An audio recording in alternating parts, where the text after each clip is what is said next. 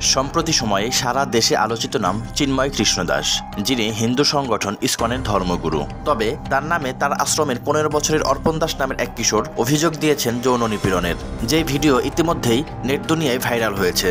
আমাকে রুমের মধ্যে মেসেজ করতে নিয়ে যেত, যে কাজ সমগামী কথা বলে অর্পণ দাস নামের ওই কিশোর ঘটনার বর্ণনা দিয়ে বলেন, চিন্ময় কৃষ্ণ দাস রাতের বেলা শরীর টিপে দেওয়ার জন্য ডাকেন এবং এক পর্যায়ে জোর করে বলাৎকার করেন তাকে। পরে শপথ করান যাতে এই ঘটনা কারোর কাছে প্রকাশ না করেন। আমার সাথে এগুলো করতো, এগুলো কাউকে বলবি না, শপথ কর, খারাপ কাজগুলো করতো সেগুলো কাউকে যেন না বলতো। তবে ওই কিশোর চট্টগ্রাম ইসকনের গৃহস্থ প্রধান কাউন্সিল সদস্য বলরাম করুণাকে লিখিত এবং ভিডিও অভিযোগ দিয়েছেন বেশ কিছুদিন আগেই। এছাড়াও ইসকন নেতা শরণাগতি ও ভক্তিপ্রিয় গদাকৃষ্ণ মহারাজ এবং চারুচন্দের কাছে অভিযোগ দিয়েছেন। তার সাথে হওয়া ওই অন্যায় ঘটনার বিচার দাবি করেন অর্পণ দাস। তোমাকে অনেক নির্যাতন করেছে, বলাৎকার যাকে বলা হয়, এগুলোর কি তুমি কি বিচার চাও?